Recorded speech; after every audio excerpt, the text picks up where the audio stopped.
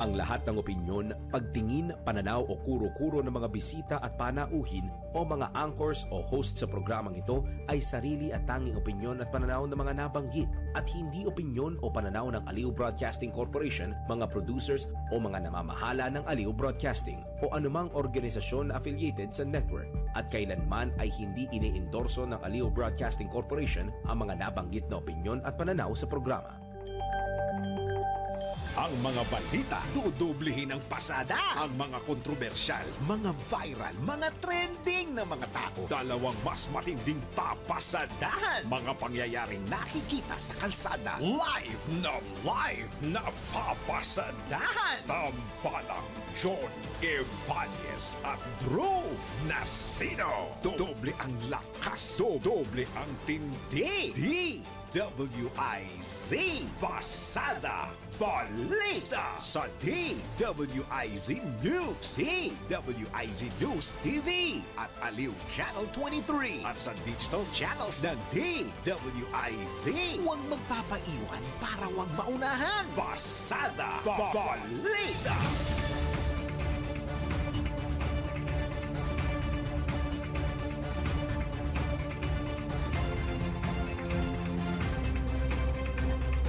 Ilipin na po natin ang ulo ng mga balita.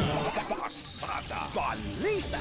O pressure area sa West Philippine Sea, posibleng maging bagyo. Ilang lugar sa Pililla, Rizal, pinaha dahil naman sa habagat. Pasada Balita. DOH tinawag na fake news ang balitang sinuspinde si Secretary Herbosa. Pasada Balita. Lifestyle check sa mga opisyal ng pamahalaan ipinag-utos na ni Pangulong Marcos. Pasada Balita. Dating PNP Chief General Torre walang hinanakit sa Malacanang kahit sinibak sa pwesto. Pasada Balita. Sa balitang pangkalakalan, DTI planong saklolohan ng mga local exporters na maapektuhan ng mataas na taripa ng US. Pasada Balita. Sa balita sa ibayong dagat, 2 bata patay sa panibagong shooting incident sa isang paaralan sa Amerika. Pasada Balita. Sa balitang papalakasan, Filipino tennis sensation Alex Yala bigong makaabante sa US Open matapos matalo sa ikalawang round. Pasada Balita. Sa balitang pangkalusugan, mukhang naging personal. Sanhi at solusyon sa pagnipis ng buhok, ating alamin. Pasada Balita. At sa showbiz, ilang sikat na personalidad nakijam sa concert ng Black Eyed Peas sa Maynila. Apple Diap bumisita naman sa kanyang hometown sa Pampanga. Tambalang John Ibanez at Drew Nasino. Pasada Balita.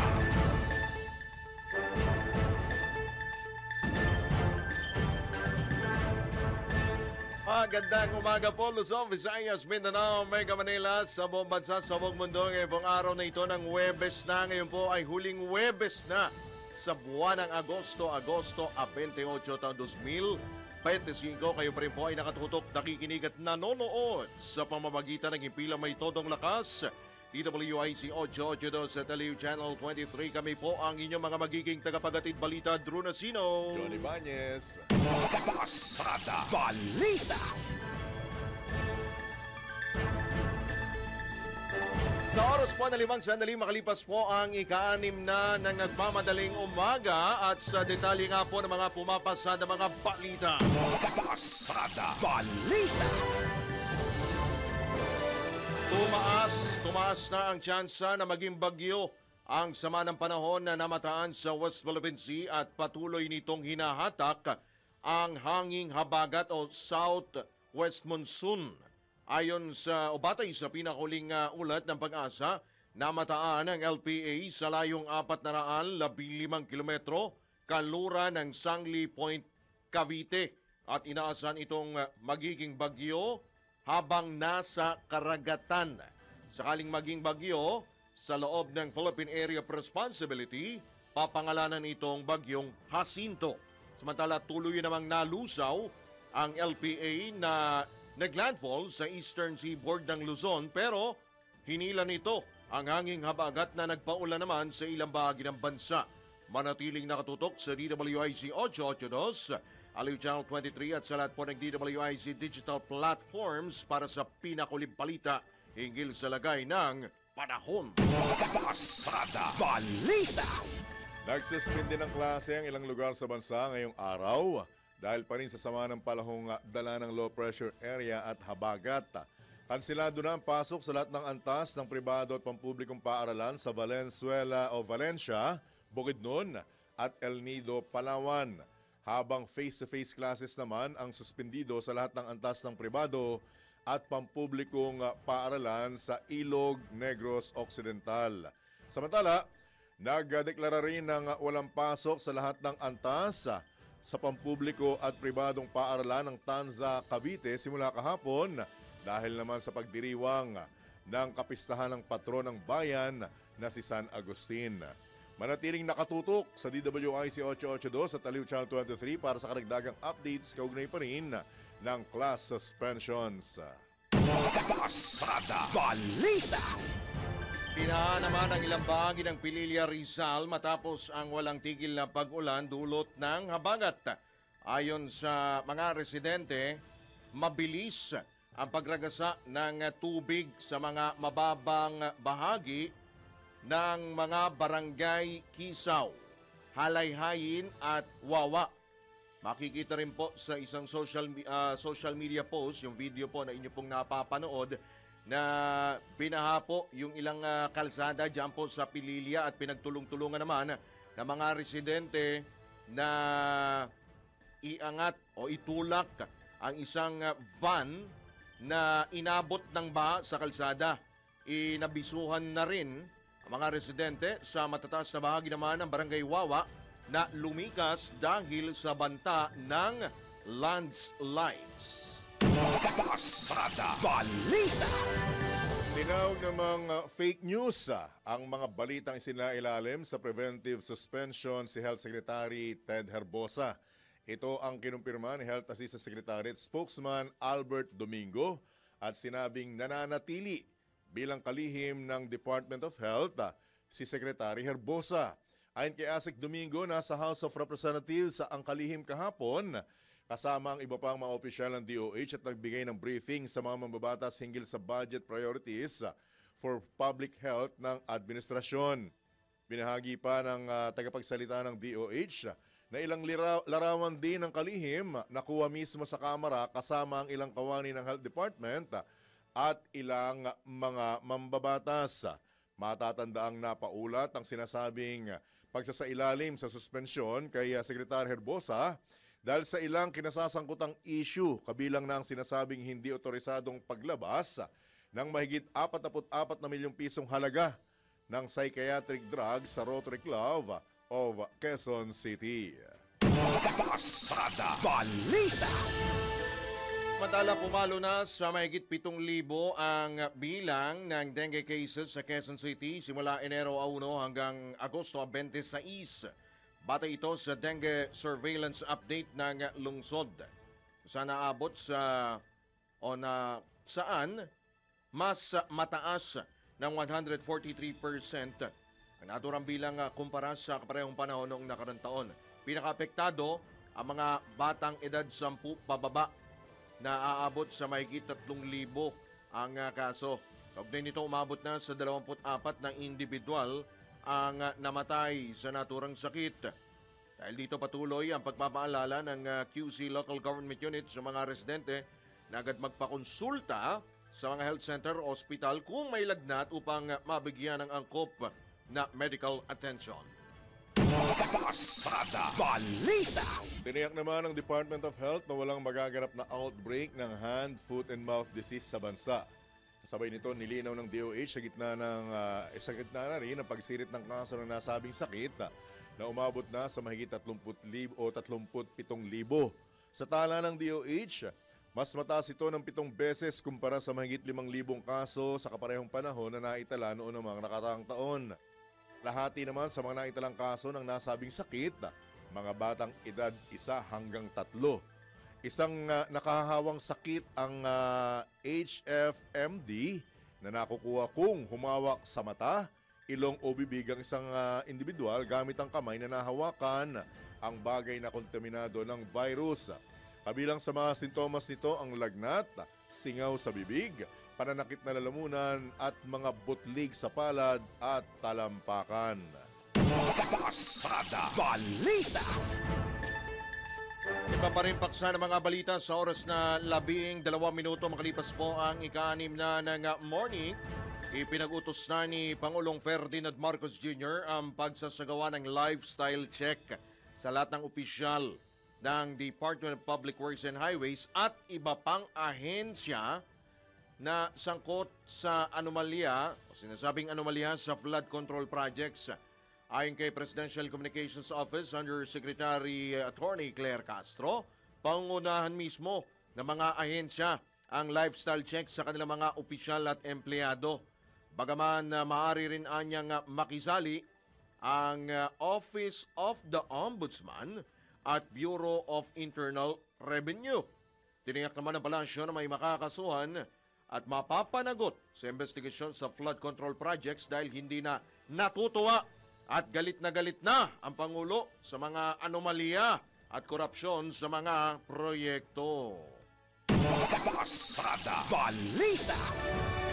Naniniwala naman si Senate Minority Leader Vicente Tito Soto III na bukod sa mga opisyal ng pamahalaan, makinig po kayo maigi ha, dapat ding isama sa lifestyle check ang kanilang mga asawa. Ginawa ng leader ng minorya sa Senado ang pahayag matapos ipag-utos mismo ni Pangulong Ferdinand Marcos Jr. na isa ilalim sa lifestyle checking ang mga opisyal ng pamahalaan sa gitna na rin ng investigasyon sa sinasabing maanomalyang flood control projects. Ayon pa kay Senator Soto, maganda itong hakbang ng pamahalaan sa gitna ng isyu ng katiwalian sa mga infra project ng pamahalaan. Iginit naman ni Senator Sherwin Gatchalian na sa pamamagitan ng lifestyle check, makikita kung sino ang mga tiwaling opisyal. Mahalagaan niya na maimbestigahan kung ang sahod ng mga opisyal ng pamahalaan tumutugma o katumbas sa kanilang mga ari-arian. Karaniwan anyang hindi nahihiya ang mga opisyal ng pamahalaan na ipagyabang sa social media ang kanilang mga property. Pasada Balita. Linawin natin yan. Lifestyle check pati sa mga Asawa. asawa. dapat. Teka lang, Oh. may umaapela. Ano? Pa- Pati sino? paano daw? Pati yung paano pag ilan yung ano? Yung asawa? Oo. Hindi naman pwede yun. Hindi ba pwede Yung, yun? yung minamahal. Ay, Yung legal lang, gamitin legal term. lang. Oh, yung legal. Legal. At saka, isa pang bagay. Yung mga nagpo-flaunt, tama ba yung term ko? Nagpo-flaunt sa SOCMED Nagpe-flex. ng mga kamag-anak o Yan, anak. nagpe-flex. Di ba? Kasi itong recent, nakita natin, di ba? Mhm. Niwala ka ba? Isang binabanggit, halos 1,000,000, isang kainan ang ginastos. Grabe naman. Anak ng isang kongresista. Ano ba yung dyan nun? Bodega? Hindi ko nga alam. Tsaka kung ano ba yung kinain, may ginto ba? Ha? Di ba? May ginto ba? Baka platinum. Platinum. Platinum. Kasi alam ko, isa sa pinakamahal na pagkain, yung Wagyu eh. Wagyu. Oo. Ah, oo. Di ba? Pero kung pag sobra raw na kinain yon, delikado. Nakakawangbu. Yung ganon. Dito, seryoso to ha. Hindi natin, lamang po yung sweldo ng mga nasa pamahalaan. Kundi pati yung sahod. Tama. Kasi iba yung sweldo sa sahod. Kasi yung iba namang government official ay meron naman talaga silang passive income na tinatawag. Tsaka, to be fair, yung iba sa kanila dyan, mayaman na talaga. Mayaman na bago talaga. pumasok sa Oo. politika. At yung iba nga, sinasabi na dahil sa kayamanan nila at pumasok sila sa politika para protektahan ang kanilang mga negosyo. Yun. And speaking of lifestyle check sa mga taga-gobyerno, legal. Ayon kay Senate President Escudero. May po natin ang kabuuan ng detalye mula kay Patrol 19, Zeli Ortega Bueno. Na ayon sa Constitution ng utos ni Pangulong Bongbong Marcos Jr., na lifestyle check sa mga taga-gobyerno. Ito niyan ni Senate President Chis Escudero makaraang suportahan na nabanggit na kautusan ng Pangulo. Ayon kay Escudero, sa ilalim ng ating saligang batas, iniuutos na magsilbi ang mga public officers at employees ng may integridad at manguna sa payak na pamumuhay. Gayun din sa ilalim ng Anti-Graft and Corrupt Practices Act o yung Republic Act 3019, iniutos ang pagsibak sa posisyon sa gobyerno ng mga opisyal na may hindi maipaliwanag na yaman.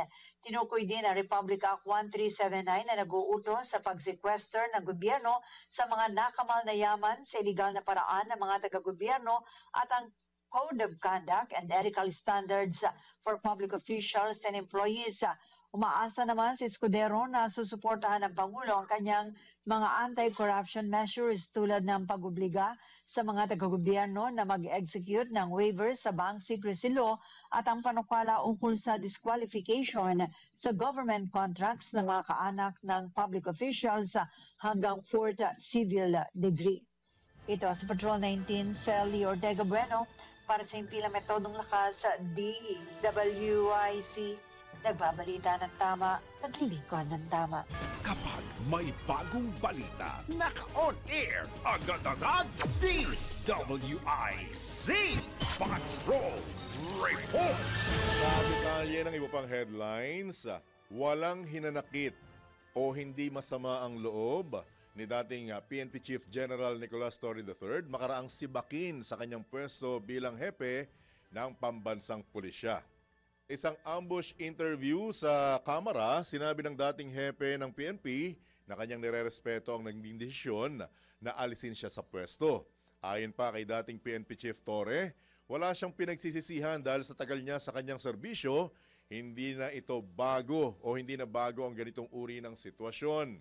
Nang matanong naman kung handa siyang tumanggap ng bagong posisyon sa gobyerno, inamin ng dating Chief PNP na ayaw niya munang pangunahan ang desisyon at mas makabubuting hintayin na lang ang opisyal na anunsyo ukol sa kung anumang bagong posisyon ang iaalok sa kanya ng pamahalaan. Mananatili ang kanyang suporta kay Pangulong Ferdinand Marcos Jr. maging sa buong administrasyon at handa pa rin anya siyang maglingkod sa gobyerno. Hindi ako naniniwala na ganun karami. Sa akin na, salamat lang sa kanila. Pero I really appreciate the gesture. I really appreciate the support and the love. But huwag kayong mag-alala. Ako'y okay. Wala nga akong sama ng loob. And I'm a good soldier. Kung may order, I just follow it. I respect all the opinions. Humingi ng advice sa inyo si General Nata that you're willing na makipag-cooperate or magbigay po ng payo po sa kanya? Of course, of course. You just have to ask and I can give it to him kung ano man. I always respect the opinion of everybody, especially from a former chief PNP. I took note of it and reviewed my actions. Now, whether I agree or not, I'll just include it in this statement.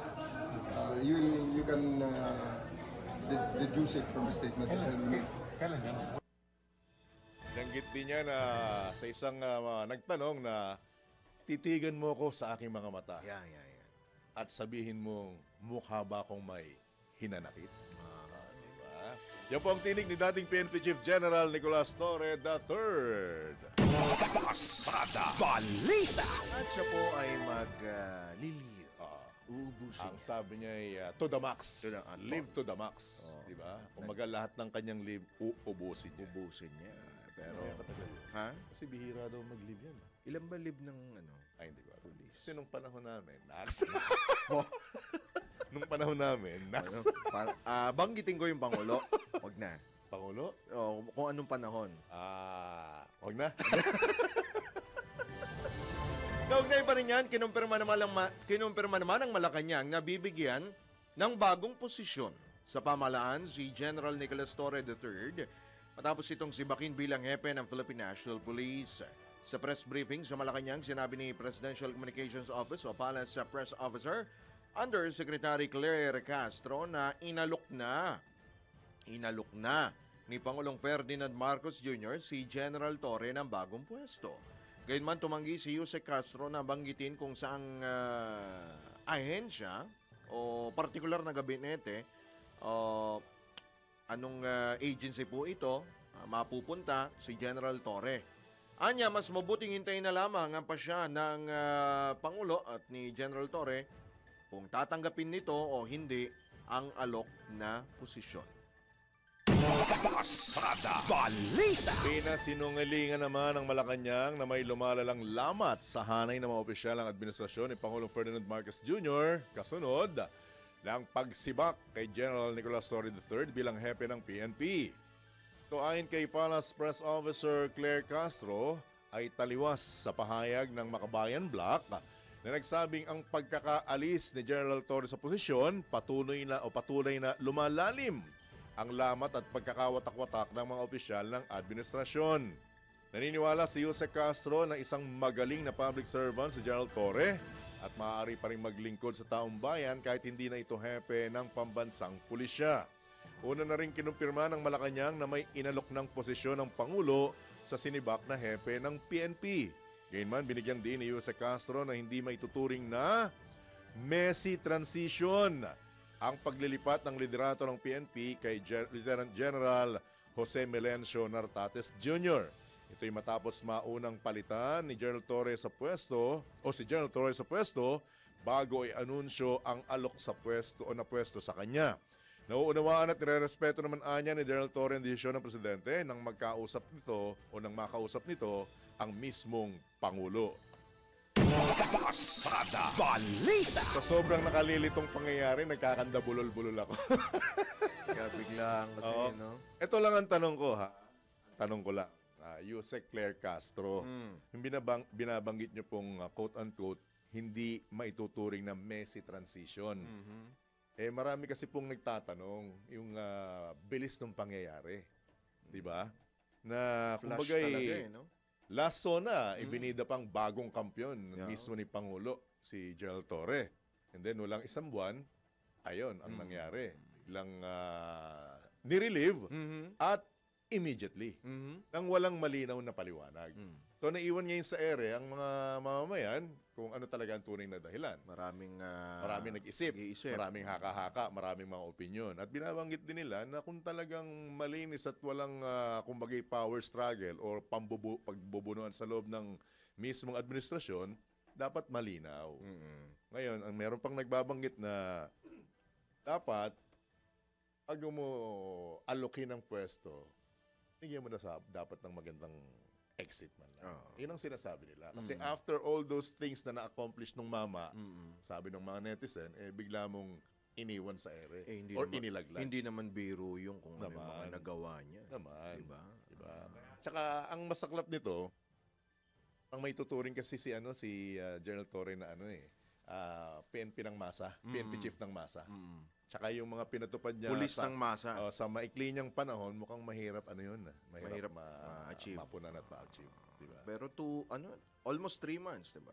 To be 85 days to be 85 exact. days to be exact, diba? So, abangan natin kung ano yung posisyon. Pero Binanggit kasi ni Jose Castro sa kanyang vlog na matindi ang pagiging PNP chief. Pero, mas matindi ang iaatang sa panibagong posisyon na iaalok kay General Torre. May binigay ng hint si Secretary John Vic Sino yun? Remulla Sino yun? ng DILG.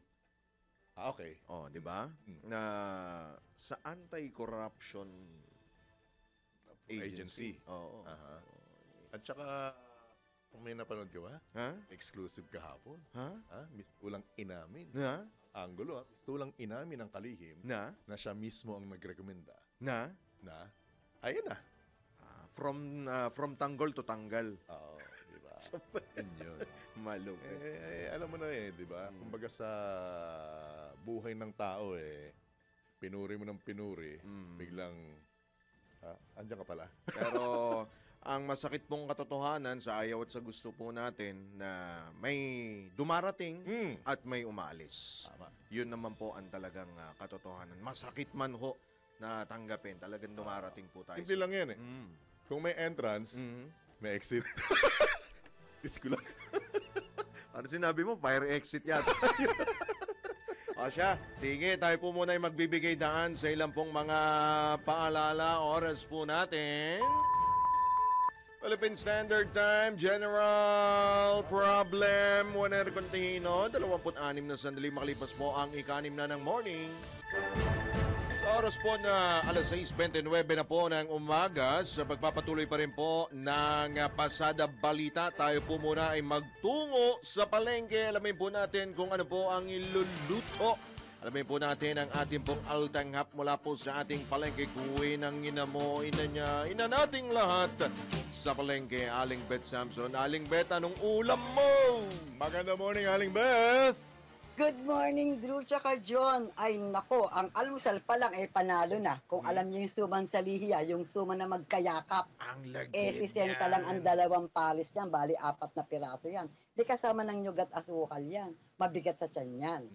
Pero, sa tanghalian, bukod ng hapunan, ito, binili ko sa palengke, Drew tsaka John, hindi sa kapitbahay galing to. Bumili ako ng bigas na 1 kilo, 40. Manok, hindi ko hinuli sa kapitbahay. Ito yung binili ko sa palengke kaninang madaling araw.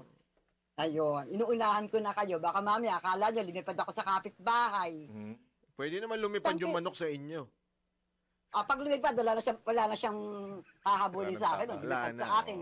Wala na. Nako, magigilitan ko na yun. Ang lulutuin ko, tinola. 1 kilong manok ba naman hahatiin ko yan sa tigkakalahating kilo para hanggang gabi may ulam. Wow. Kasi bukas pa sahod, pag tinamaan pa, 29 bukas, magiging Lunes pa. So, ang sayote at dahon ng sili, bumaba na lang konti ngayon. 1 pirasong sayote, konting dahon sili, 25 pesos. Ang bawang, sibuyas at luya, 25 din. Ang siling berde, kasama na ang siling berde dyan, ang mantika 30. Pero, nakahingi ako ng dahon ng malunggay sa kapitbahay. Kagabi pala nakahingi na ako ng dahong malunggay. Hinimay-himay ko na to. So sa hapunan naman, yung kalahati dun sa 1 kilong manok na binili ko, ay lulutuin ko ng adobong manok with boiled eggs. Sasarsahan ko yan. Gusto ni John, maraming sarsa. Sarsa lang, ulam na. Diba, John? Ayan. Ang sahog naman ng manok kung kalahating kilo ay toyo, bawang at paminta, 20 pesos. 3.20 ng itlog, ilalaga ko yan mamayang gabi para sahog din. Malaki ba yung itlog mo? Sakto Kainer! Wener! Malaki ba yung itlog mo dyan? Huwag niyo abalahin, seryoso si General. Uy, hindi. Nakikinig siya kung ano yung uulamin mamayang gabi, baka gayahin niya. Medium ba yan? Pagka nakakarinig po kasi ng itlog si Engineer Winner, natutulala. Natutulala. Sabi ko na nga ba natutulala Yung itlog, saan? Tinuruan nyo kasi ako nag-adlib. Ayan. Aral na aral tuloy ako sa inyong dalawa. Wala naman flag ceremony. Pagkakamot. Wala. Saan ano na kinakamot? Yung ulo ba? Aling Bet, Ay. tayo sa ulam. Sa ulam na lang. Sabi ko nga, Joe, sa ulam. Tinatanong nyo kanina kung anong size ng itlog. Tayo sa ulam. 3.20, small size lang po yung itlog. Pwede na yung 3, hahatiin ko sa gitna. Tapos meron namang manok. Ako sarsa lang, pwede na. Diba, John? Budget! Kung 60 yung aking almusal, lahat-lahat ng mula almusal hanggang hapon, 430 pesos lang. Mura. Nakamura. 70 pesos. Diba? Hindi ako magmumura. Ayan. Para sa Altanghap, Pasada Balita, Metro Patrol Palengke ng Beth Samson ng DWIZ. Nagbabalitahan ng tama. At syempre, nagbabudget tayo palagi ng tama. Diba, guys? Ingat, Aling Bet! Pasada Balita. Anyway, diretso na natin sa pagtanggap ng mga pag-uulat mula sa labas ng himpilan. Public Works and Highways Secretary Bonoan dapat na munang magpahinga. Anong klaseng pahinga? Sabi natin mula kay Patrol 19, Celia Ortega Bueno. Baka bubuti na mag-leave of absence na muna si DPWH Secretary Manuel Bonoan habang ginagawa ang investigasyon sa mga questionableng palpak at ghost flood control projects. Ito ay kay Senator J. De Ejercito ay para maiwasan na maimpluwensyahan ni Secretary Bunoan ang mga ginagawang investigasyon. Sa tingin ni Ehersito, issue ng command responsibility ang maaaring issue kay Secretary Bunoan. Hindi anya maaaring gamiting excuse o palusot na hindi niya alam ang mga ginagawang kalokohan at katiwalian ng kanyang mga tauhan. Marami anyang nagtatanong paano nakalusot at paano naging malala ang katiwalian sa flood control projects. Ang problema anya, sino ang pansamantalang papalit kay Bunoan, gayong kahit ang mga undersecretary at assistant secretary ay mukhang sangkot din sa irregularidad. Pero ayon kay Ehersito, kung lilitaw at mapapatunayan na may kinalaman si Bunoan sa mga katiwalian sa flood control projects, dapat na itong magbitiw sa pwesto. Sinabi pa ng senador na may natanggap siya ng impormasyon na pumapasok ng alas 10 ng umaga ang mga taga-DPWH pagkatapos ay aalis ng alas 2 ng hapon para magkasino ng sabay-sabay. Kaya dapat lang anyang maimbestigahan, makasuhan at mapanagot ang mga taga-DPWH na sangkot sa mga katiwalian sa mga infrastructure projects ng gobyerno, lalo na sa flood control projects. Ito as Patrol 19, Sally Ortega Bueno, para sa impilang metodong lakas sa DWIC. Nagbabalita ng tama, naglilingkod ng tama. Kapag may bagong balita, naka-on air, agad-agad, DWIC Patrol Report!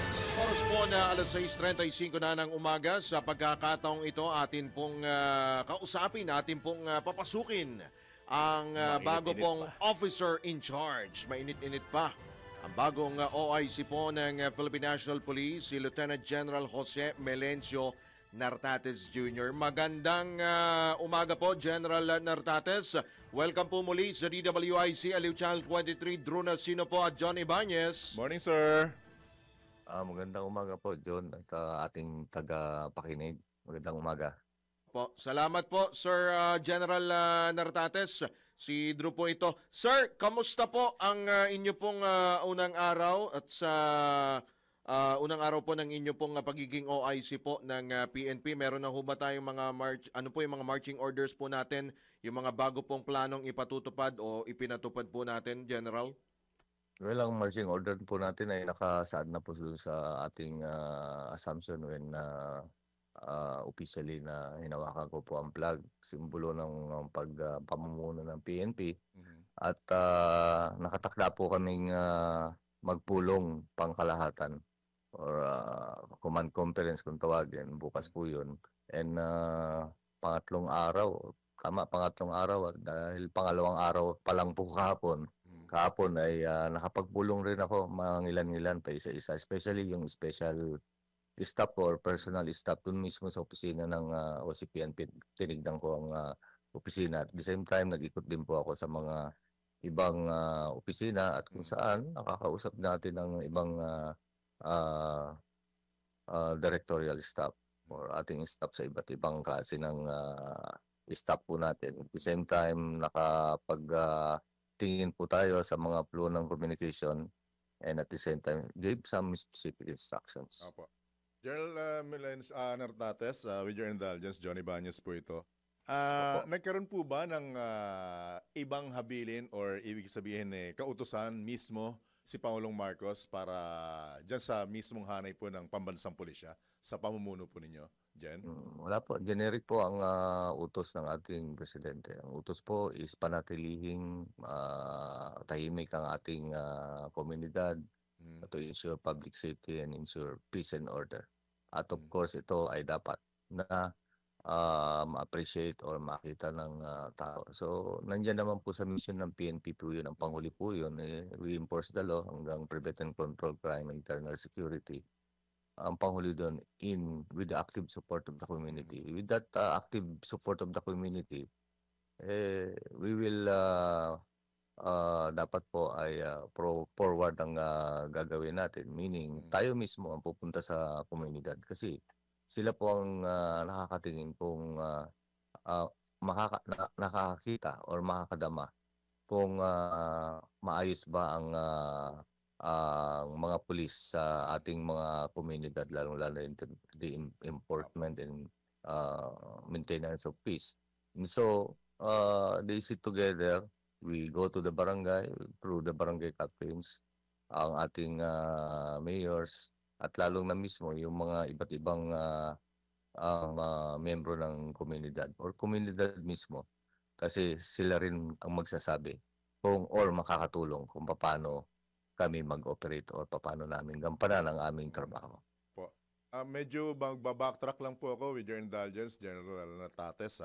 Ano po ang unang-unang naramdaman ninyo sa bilis ng pangyayari nang malaman ninyong magpapalit na po ng liderato at ikaw po ang napiling ipalit?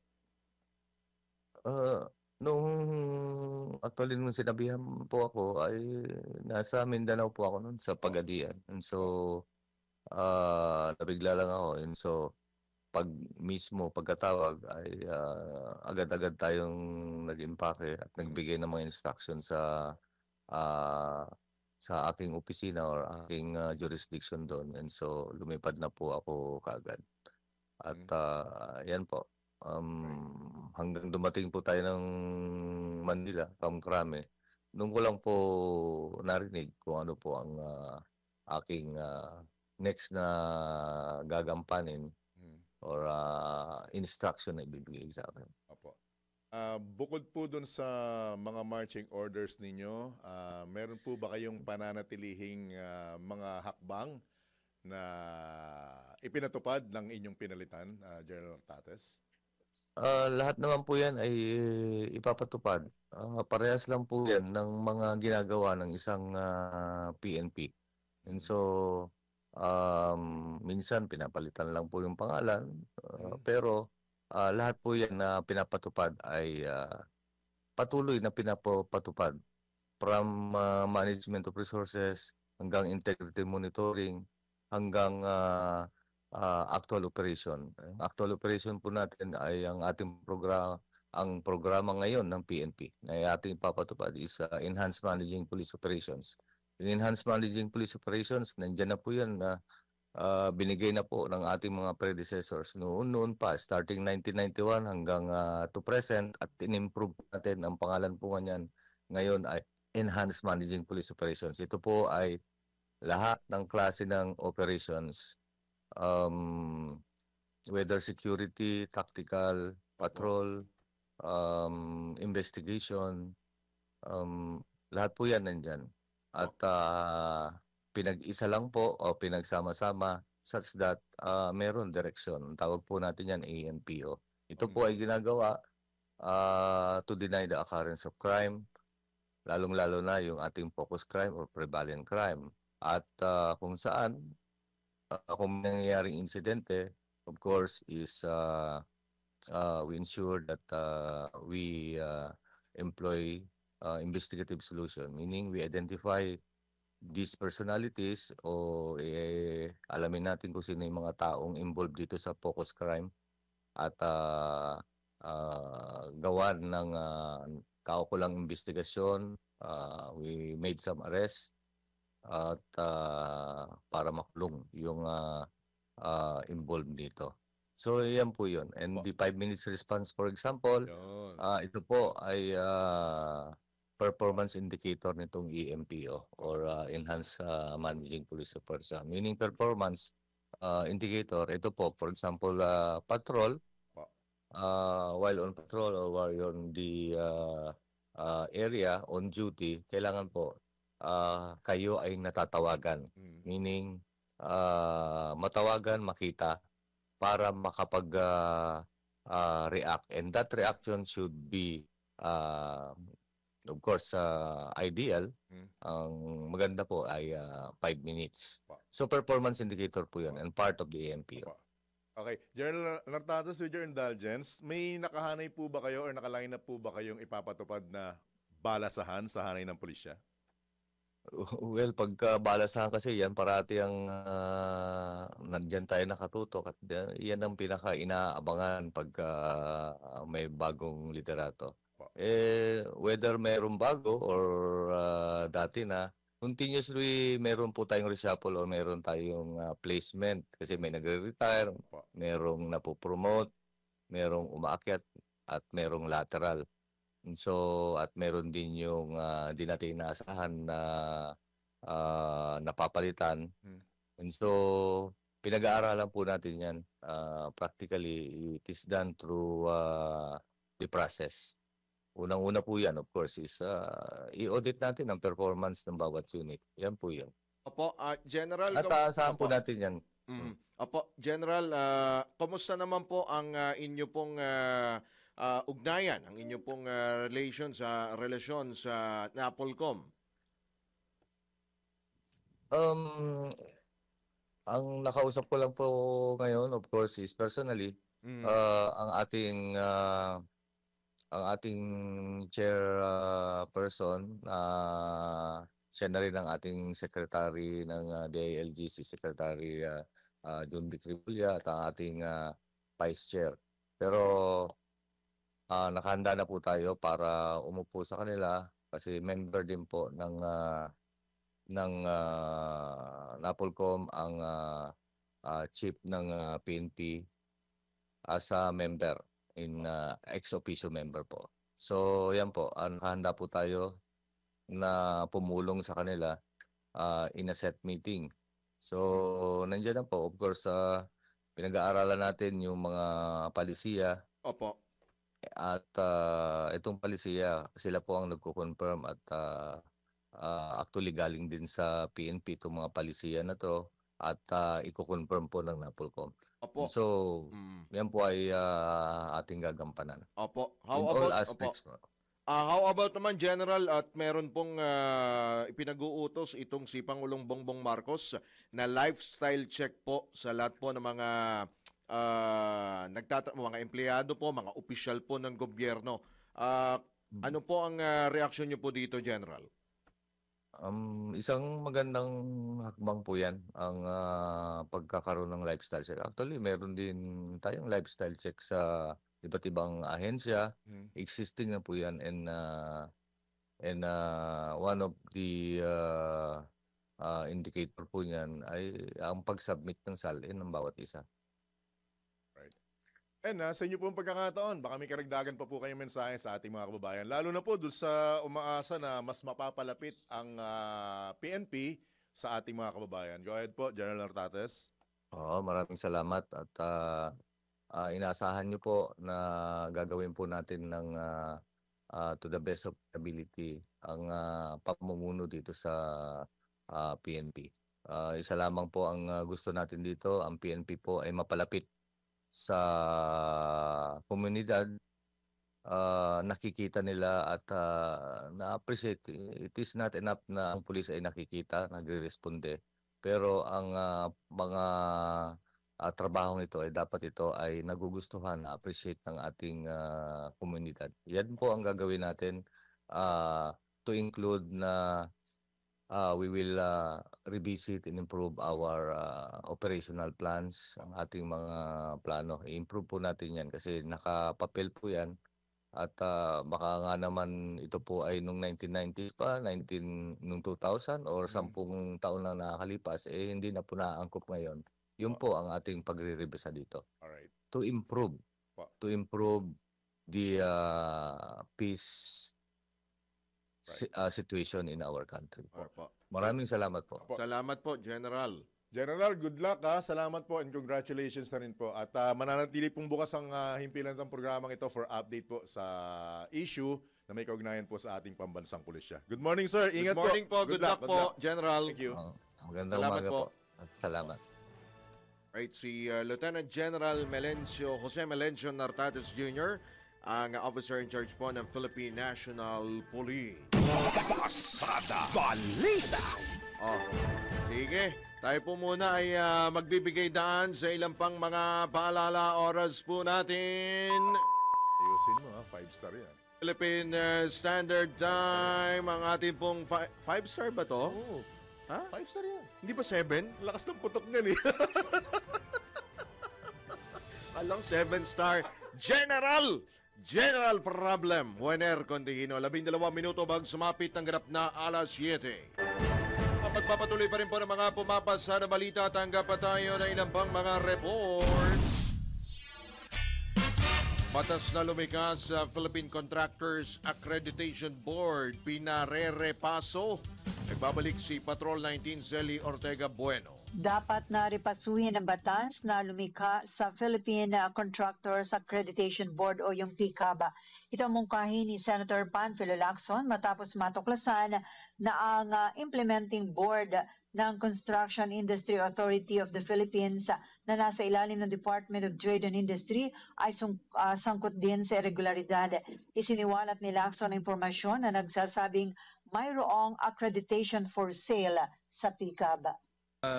The creation of PCAB is under Republic Act 4566, and I think we should revisit RA 4566 para ma-check natin itong I won't say anomaly, but itong probably kailan i-update natin yung batas, Mr. President.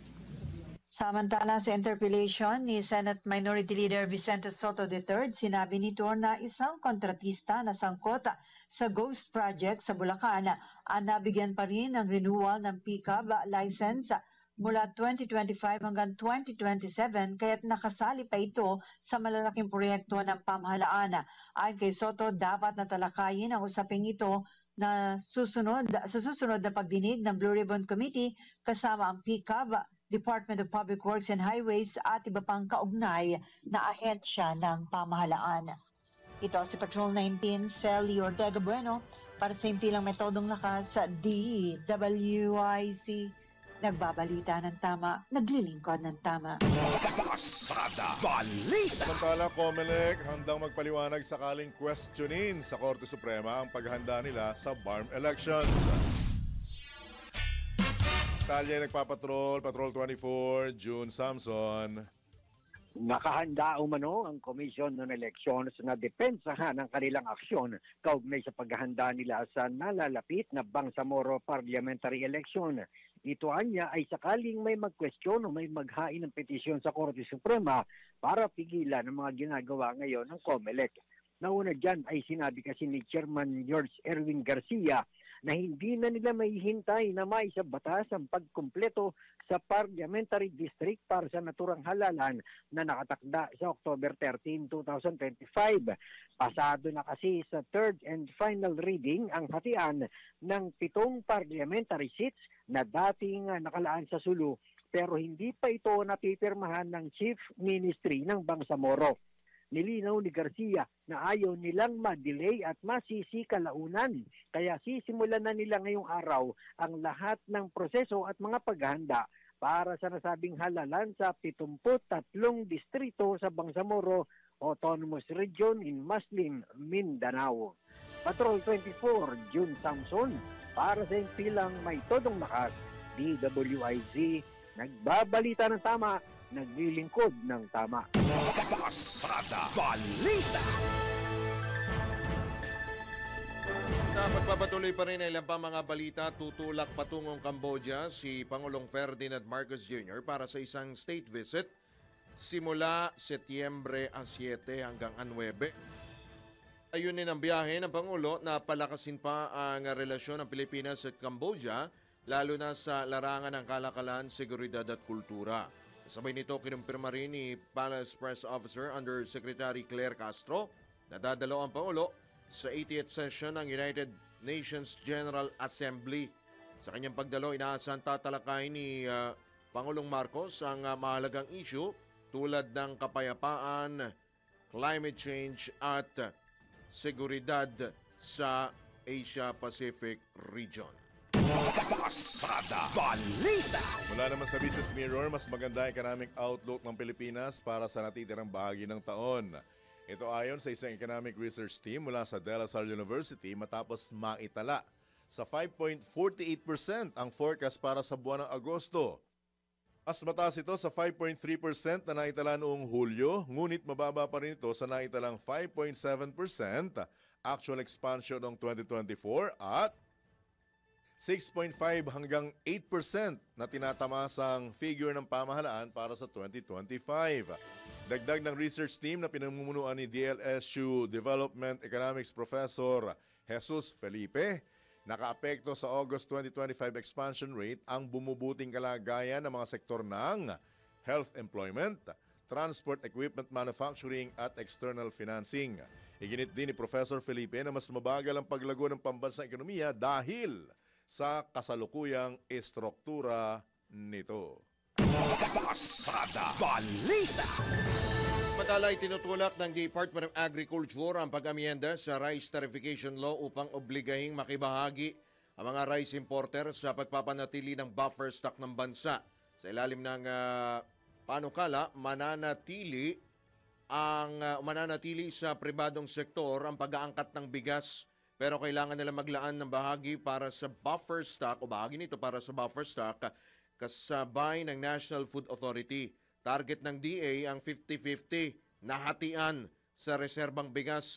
Kasama rin sa plano ang pagbili ng mga importer ng palay mula sa mga local farmers sa tamang presyo upang mapalakas ang supply at kita ng mga magsasaka. Inihayag naman ng DA na layunin ang pagbabago na mapanatiling abot kaya ang presyo ng bigas para sa mga mamimili habang pinoprotektahan ang kabuhayan ng mga magsasaka. Pasada Balita! Palalawangin pa ng Japan ang pagtanggap ng mga manggagawang Pilipino kabilang ang mga skilled workers at professionals. Kasunod ito ng pagpupulong ni Migrant Worker Secretary Hans Leo Kakdak at Japanese Minister of Justice Suzuki Keisuke, kung saan tinalakay ang pagpapalakas ng bilateral labor cooperation sa ilalim ng Specified Skilled Worker Scheme at ang panukalang Employment for Skill Development Program. Kasama rin sa napagkasunduan ang pagpapatupad ng mas ligtas at mas ethical na recruitment at employment process. Alinsunod naman ito sa international standards at mas pinaigting na legal safeguard. Pasada Balita! Antabay lamang po para po sa mensahe po mula po sa ating ama ng impila ng chairman po ng Aliw Broadcasting Corporation na si Posti Edgar A. Gabangon. Tambalang John Ibanez at Drew Nasino. Pasada Balita! This is the news and information station of Aliw Broadcasting Corporation, reaching and engaging every Filipino on air, online, and on ground. Ito ang bagong DWIZ 882, nagbabalita ng tama, naglilingkod ng tama. Proud member of ALC Group of Companies.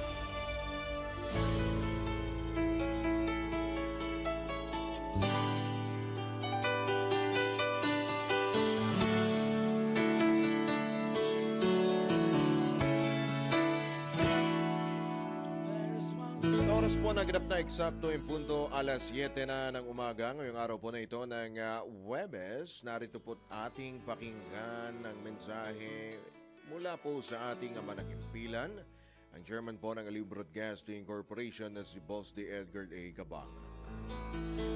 A code to live and share. Happiness is not something we ask for.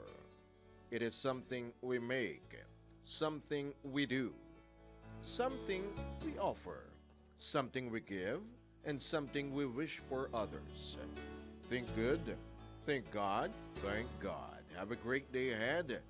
God bless you. Yan po ang maikli, subalit malaman at makabuluhang mensahe mula po sa ating ama ng himpilan ng chairman po ng Aliw Broadcasting Corporation na si Boss D. Edgar A. Gabangon.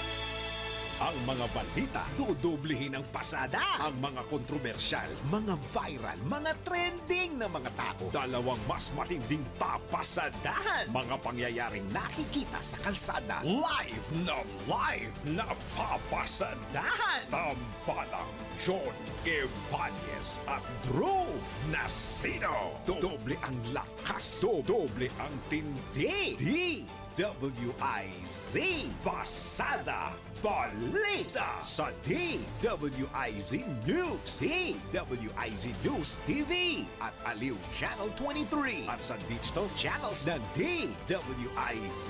Huwag magpapaiwan para huwag maunahan. Pasada Balita!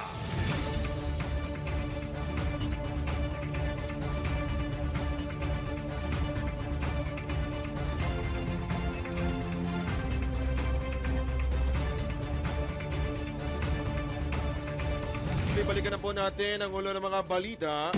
Pasada Balita! LPA sa West Philippine Sea, posibleng maging bagyo ilang lugar sa Pililla, Rizal, binaha dahil sa habagat. Pasada Balita! Ulat na sinuspinde si Health Secretary Herbosa, tinawag na fake news ng DOH. Pasada Balita! Pangulong Marcos, ipinagutos na ang lifestyle check sa mga opisyal ng pamahalaan. Pasada Balita! Dating PNP Chief General Torre, walang hinanakit sa Malacanang kahit sinibak sa pwesto. Pasada Balita! Sa balitang pangkalakalan, DTI planong saklolohan ng mga local exporters na maapektuhan ng mataas na taripa ng US. Pasada Balita! Sa balita sa ibayong dagat, 2 bata patay sa panibagong shooting incident sa isang paaralan sa Amerika. Pasada Balita! Sa balitang pampalakasan, Filipino tennis sensation Alex Iyala bigong makaabante sa US Open matapos matalo sa ikalawang round. Pasada Balita! Sa balitang pangkalusugan, medyo may pagkapersonal. Sanhi at solusyon ng pagnipis ng buhok, ating alamin. Pasada Balita! At sa showbiz, ilang sikat na personalidad nakijam sa concert ng Black Eyed Peas sa Maynila. Apple the App bumisita sa kanyang hometown sa Pampanga. Tambalang John Ibanez at Drew Nasino. Pasada Balita!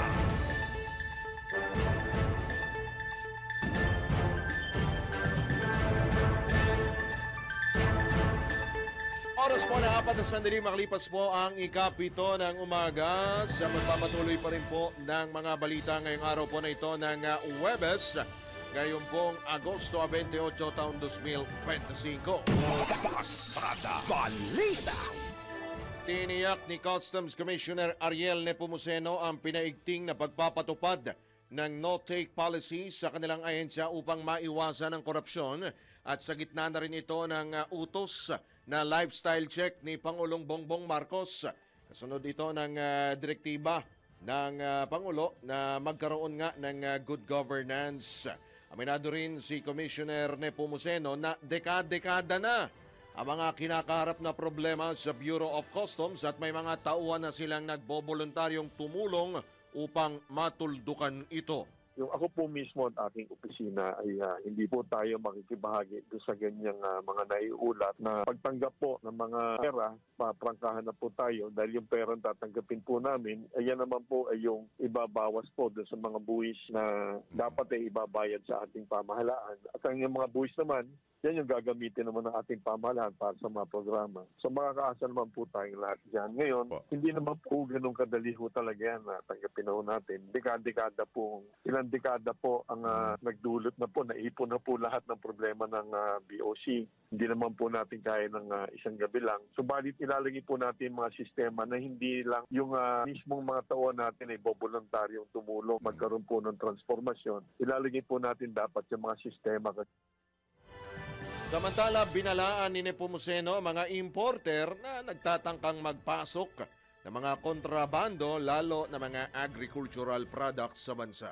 Kunin ko na itong pagkakataon na to para di lang magbigay po ng talagang seryosong babala o warning. Nasayang po yung kanilang pera po talaga. Kapag po nahuli po namin yan at gagawin ko po talaga aming trabaho. At marami sa BOC na sigurado ako tutulong naman po sa akin, natutuwa ako at marami po akong mga kasamahan na gusto naman po talagang pag-igihin yung trabaho. So yung mga nagbabalak pa na marami na ho kami nahuhuli. No? Sayang po talaga yung pera tapos sasama loob nila sa amin, magkakaroon pa kami ng kaaway. Itigil na po muna nila talaga yan. at least habang ako po ang commissioner po, gagawin po namin talaga yung nasasang-ayon sa batas. Lalo na po, ang agricultural products, napakahigpit po ng batas na yan. May kulong yan, o bail. Huwag na muna lang munang subukan po ngayon talaga. Talagang pinag-iigi namin yung trabaho na. Po ang tinig ni Customs Commissioner Ariel Nepomuceno sa panayam ng DWIZ. Pasada Balita! Sa pagkakataon pong ito mga kabalitaktakan, pinalad tayo muling makakahuntahan on air. Ang isa sa itinuturing na nating suki ng programang Pasada Balita, political analyst na si Professor Dennis Coronacion. Professor Coronacion, good morning po. Johnny Banyas, Drew Nasino, live na po tayo sa DWIZ, Alu Channel 23. Prof? Good morning yes, po, Prof. Good morning po, Sir John and Sir Drew. Good morning rin sa inyong mga taga-subaybay. Alright, direct to the point na katanungan na po, Professor Coronacion, with your indulgence. Pogi points po ba o negative point kay Pangulong Marcos ang pagsibak kay General Torres? Sa inyong palagay po. Well, tingin ko po hindi po yung pogi points kasi kung I mean yung alam ng publiko kung ano ang ginawa ni General Torre para sa Marcos administration yung bago siya na appoint bilang Chief PNP hindi rin naman biro yung ginawa niya. Halimbawa yung pag-aresto sa dating Pangulo kay dating Pangulo Duterte at saka yung pag-aresto kay Pastor Kibuloy. Yun po ay kumbaga man malaking achievement at saka malaking risk on the part of General Torre. Ginawa niya yun para sa sa benefit o advantage ng Marcos administration. Ngayon, yung pong dahilan kung bakit siya natanggal, kung i-weigh natin between yung sacrifice, yung contribution ni General Torre para sa success nitong Marcos administration, kung ikukumpara natin doon sa kung bakit siya natanggal, I think ang lumalabas ay kumbaga meron daw umanong tawag dito yung hindi sinunod na protocol si General Subordination Torres. ang binabanggit O insubordination at saka po parang walang authority. Hindi authorized yung paglilipat niya yung second in command sa PNP. Mukhang lumalabas, pinatapon niya sa Mindanao. Yung dapat sana yung next in line yung expected na successor niya si General Nartates. So parang ang is internal yung problema. And mukhang ang nagiging optics nito mayroong mga faction sa loob ng PNP which is normal naman. At saka meron rin mga padrino, yung mga matataas na mga general natin na mga politiko. So pwede ba na Prof, Apo. sorry baka lang makalimutan ko dahil binanggit mo yung padrino tsaka political force. So pwede rin ba nating i-consider, Professor Coronacion, na masabing na politika in a sense si General Torre? Well, yes, opo. Napolitika siya. Marami namang tawag dito, iba-ibang forma ng kumbaga man masasabi na napolitika. Iba-ibang political context po ito wala po itong kinalaman doon sa yung parati ng tema ng politika dito sa simula nung even before pa ng midterm elections, yung awayan ng BBM administration at saka ng Duterte family. Wala akong kinalaman doon. Iba kong politika to. Politika to sa loob ng PNP at saka sa loob ng grupo ng grupo ng ating pangulo yung internal dynamics. Kumbaga man kasi may mga factions within the administration team, and mukhang yun po ang umiral upang mawala sa pwesto si dating Chief PNP General Torre. Pero Prof, mukhang merong speaking of pinopolitika, sabi mo nga nangangamoy politika si General Torre. May mga nagsasabi na yan po ay preparasyon para sa Ginugroom sa 2028. Anong stand po ninyo rito, Prof? Well, yung pong yung abrupt, unceremonious dismissal doon sa kanyang pwesto bilang Chief PNP, hindi ho siya magandang kumbaga step para sa pag-groom. Kasi dapat sana positive yung positive step yun or positive action. Pero yung kanyang pagkaka-relieve sa kanya bilang Chief PNP ay hindi natin may tuturing na isang magandang pagkilos tungo doon sa goal na yon na pag-groom sa kanya sa 2028 elections. Prof, your indulgence again Ang banggit po kasi, kaya medyo tinanggal siya ng unceremoniously, quote-unquote, mukhang threat siya doon sa ibang mga ikakandidato sa 2028. Kaya mukhang hindi naging maganda yung exit na nangyari. Tama po ba? Well, maaari kasi recently mukhang nagiging popular on his own, based on his own actions, nag-gain siya ng popularity. Dumadami ang kanyang mga supporters dahil nga doon sa kanyang mga ginawa, yung kanyang mga achievements. Kumbaga man siya ay nagkakaroon ng imahe na parang matapang, walang inuurungan. Pangmasa. So, bagay na nagugustuhan ng siguro ng mga supporters ng BBM administration at ng iba na ring Pilipino. So maaring valid yung ganung teorya na may na threaten sa kanyang pagiging may nasasapawan.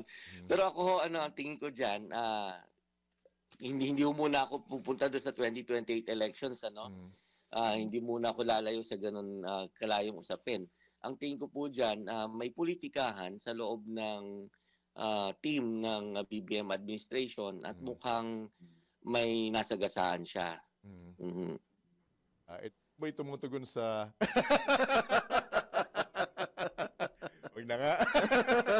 Anyway, paano po makaka-recover? Doon sa binabanggit niyong bawas pogi points ni Pangulong Marcos, paano siya makaka-recover dito, Professor Coronacion?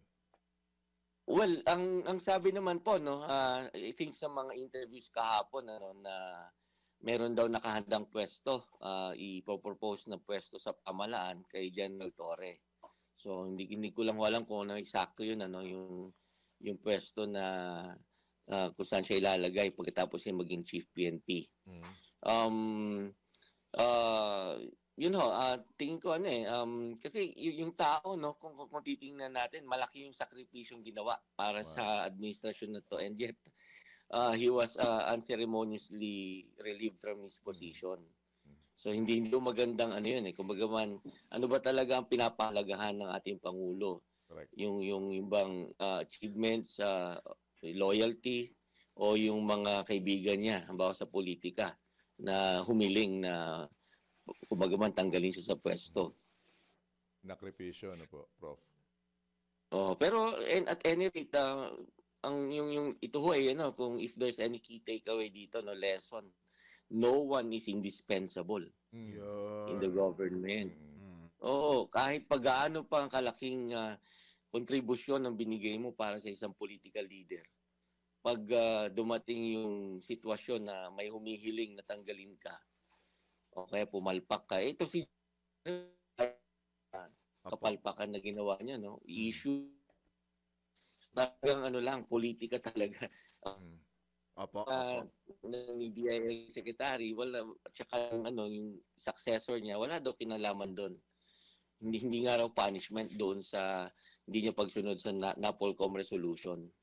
Wala nga raw sanction na binabanggit Kaya nga yung pa isa pong nakakalungkot, Professor Coronacion, hindi malinaw yung pinagbasihan at pinakadahilan kung bakit sinibak or nirelieve si General Torre. Prof, may gray yes po, usually po pag hindi malinaw, ang lumalabas na malinaw lang dyan, politika. Correct. Right, I agree with you, Professor Coronacion. Yun din ang binabanggit ng mga netizen lalo na yung nanghihinayang. Dahil sabi nga nila, bibihira na makakakuha ka ng ganyang tao na itataya ang buhay at karir para sundin kung ano man yung inuutos mo. Nasa isang package na ika, diba? Nakapakete. Maganda yung pagkapakete. Opo. Tama ho. Kumbaga man, hindi kulang sa appreciation yung administrasyon natin sa mga taong kagaya niya, Prof, of course, politika pa rin sa segue tayo, di ba? Although si General Torre, kumbaga, inaalok na kung anumang posisyon, pwesto sa gobyerno, tanggapin man at hindi, Prof, sa inyong tingin, ano kaya ang kahihinatnan kung tanggapin o kung hindi naman tanggapin? Well, kung tingin ko po tatanggapin naman, it's just that kumbaga man ni-nurse pa niya yung kanyang nasaktan na pride. Kumbaga man, siyempre na nasaktan din naman yung tao, no? Dahil unceremonious nga, inabrupt. Tapos there is no valid reason, wala naman siyang issue. Masakit po talaga yung ganyan. So it's just normal for General Torre na magtampo. Wag mo kasi halata na medyo nasaktan talaga siya. But probably pag naka-recover na siya, baka tanggapin na yung So Prof, kung nasaktan man ho ang damdamin ni General Torre, yan ho kaya ay magresulta rin sa paglamig ng pagmamahal, Parang naging love story ang naging dating love mo. story ang dating. Malalamatan ba yung relasyon? Opo, Prof. Prof. Coronation, sa tingin nyo? Well, ang sabi po ni General Torre, ano daw siya, good soldier. Musunod lang siya sa utos. Pero kung sakaling posible rin yung sinasabi nyo, no, kung tuluyan na nga magtatampo, maaring maaring idistansya niya yung sarili niya. Siguro man, but not to the point na gagayahin niya siguro yung isa rin na natanggal, yung dati niyang executive secretary. Natumalon? Natumalon. Hindi mo nababasa yun, Professor Coronation? Wala ka nakikitang ganong angulo? Wala naman, no? Kasi police naman ito. So tingin ko baka hindi gano'n. I hope not. Sana hindi po ako nagkakamali. Baka dumistansya lang. Worst case scenario, baka dumistansya. Hindi kagaya ng isa. Palamig muna. Oo, baka. Cool off. In love ka talaga, kuya. In love ka talaga. Hindi, kasi nabasa ko yung sino yung si Gerald tsaka si nag-cool off. Anderson. Ba't mo naman dinidikit kay Gerald Torre tsaka kay Pangulong Marcos? Anyway. So talagang hindi mo nababasa, Professor Coronation, na gagawin ni General Torre yung ginawa ni ES, Talaga, anong dating ES, Anything is possible po sa politika ng bansa natin. Pero sa ngayon po, tingin ko hindi naman gagawin ni General Torre yun. Masasabi natin, pero Prof, natin, nasabi natin for now na maswerte pa rin sila dahil true soldier and gentleman yung mama. Tama naman yun kasi yun ang binitawan niyang salita. Good soldier ako. So based on that, tingin ko hindi naman siya tatalon sa kabila. Gaya nung isa. Good luck. Dun sa isang kabila pa. Sino na naman yan? Cool off din ba yan? Masyado mong pinapahirapan sa love life si Professor Coronation, political analyst. Ikaw talaga, Kuya Bro. Baka mamaya may chismis sa atin ni Professor yung nalalaman niya sa showbiz. Baka madalas si Prof. Pero Prof, kidding aside, bukod po kay General Torre, alam naman po natin, mainit pa rin po itong yung flood control project, merong lifestyle check. Ito ho kaya ay makakaapekto po sa ugnayan po ng mga magkakapartido. Lalo kung mga government official, di ba? Prof?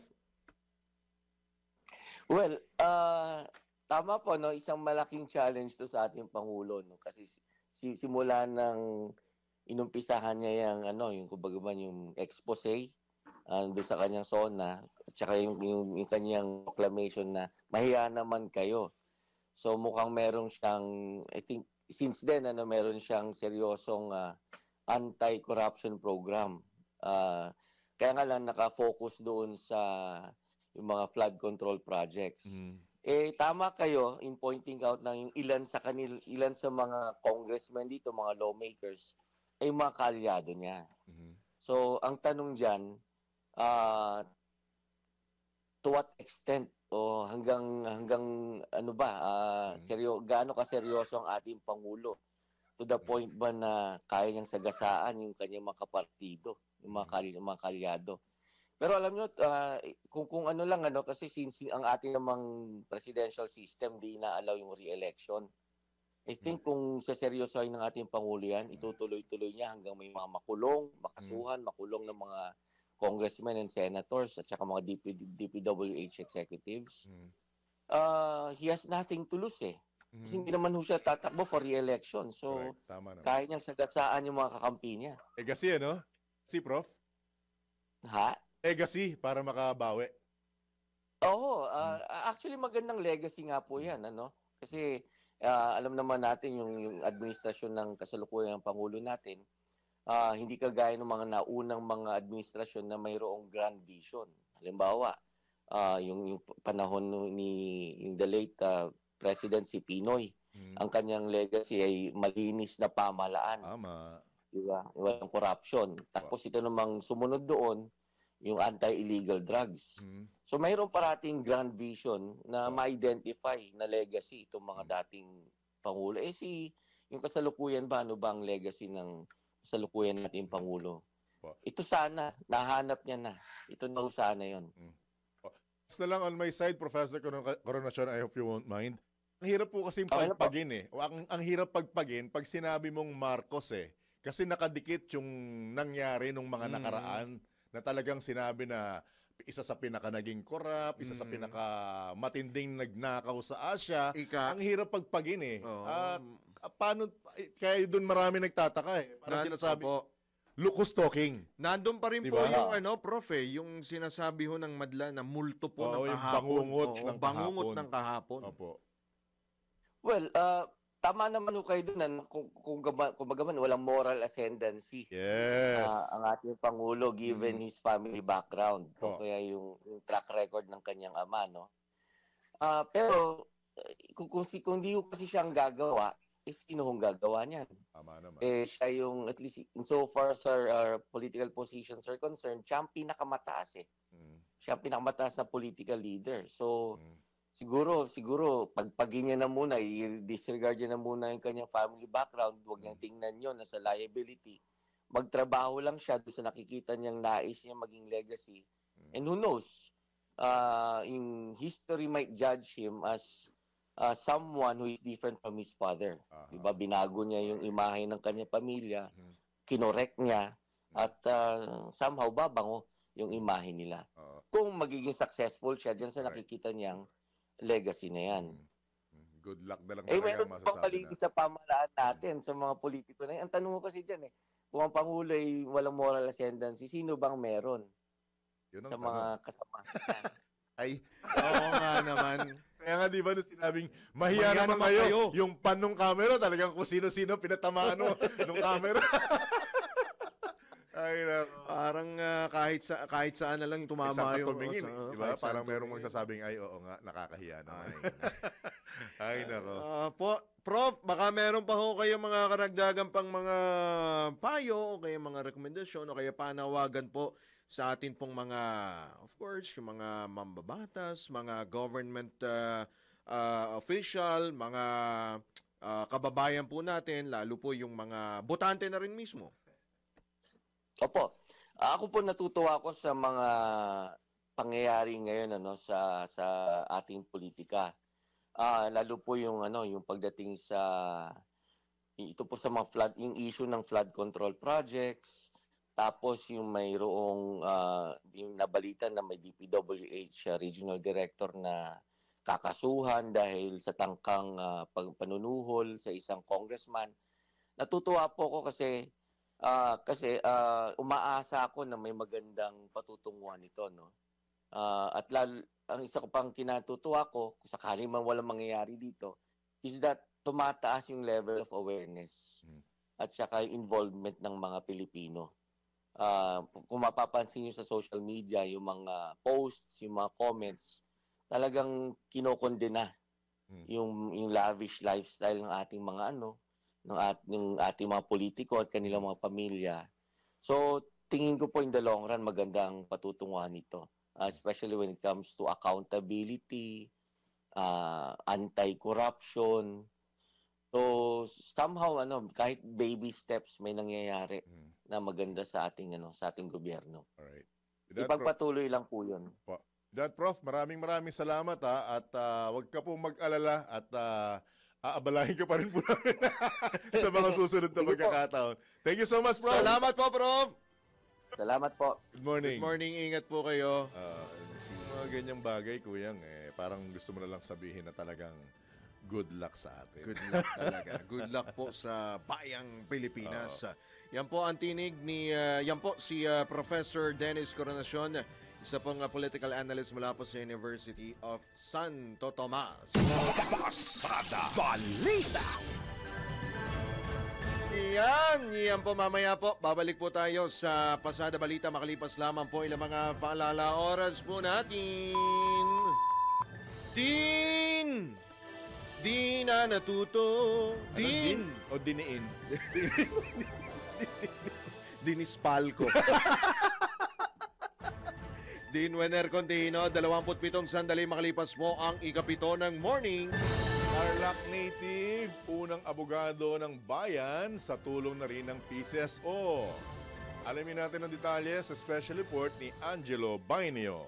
Tubong Kamiling Tarlac, si Attorney Mika Lucero ang kauna-unahang abogado ng kanyang pamilya at ng kanilang bayan matapos maging benepisyaryo ng Philippine Charity Sweepstakes Office o PCSO Educational Assistance Program. Hindi naging madali ang kanyang paglalakbay tungo sa abogasya. Ngunit sa tulong ng PCSO, natapos niya ang kanyang pag-aaral at nakapasa sa 2024 bar exams. Matapos ang kanyang tagumpay, agad niyang ibinahagi ang biyaya sa kanyang komunidad at sinimulan na rin ngayong taon ang pagpapatakbo ng sariling law office sa Quezon City. Patuloy namang isinusulong ng PCSO ang pagtulong sa mga kabataan upang makamit nila ang kanilang mga pangarap, hindi lamang para sa kanilang pamilya, kundi para sa kanilang bayan at bansa. Yan ang PCSO, hindi umuurong sa pagtulong. Angelo Bainio, nagbabalita ng tama, naglilingkod ng tama. Pasada Balita. Alam niyo ba na ang katumbas ng bawat taya sa Philippine Charity Sweepstakes Office o PCSO ay kawang gawa? Sa bawat ticket mo, siguradong may matutulungan kang kababayan sa kanilang pangangailangang medikal. Dahil sa PCSO, basta't kawang gawa at pagtulong, hindi kanila uurungan. Kaya't palagi pong tatandaan, ang bawat taya may kawang gawa. Health is the best wealth sa mga working millennials na may kakaibang challenge pagdating sa kalusugan sa panahon ngayon. Body wellness, mental wellness, at financial wellness. Be sure balance ang lahat sa DWIZ Life Balance. Kasama sina Daryl Justin at Gia Rafael. Monday to Friday, 6 p.m. Likod ng tama. Tambalang John Ibanez at Drew Nasino. Pasada Balita. Sa oras po na 33 sandali makalipas ang ikapito ng umaga, balikan po natin ang mga pag-uulat mula sa labas ng impilan.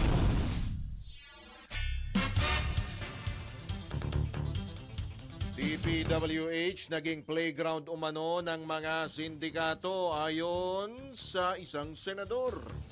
Ang pag-uulat, nagbabalik si Patrol 19 Celi Ortega Bueno. Naging pugad o playground daw ng mga sindikatong kriminal ang Department of Public Works and Highways o DPWH.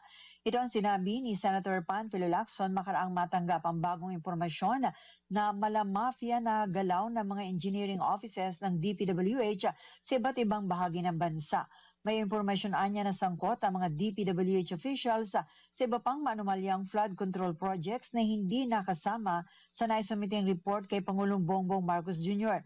Pati anya ang Philippine Contractors Accreditation Board ay may kalokohang ginagawa.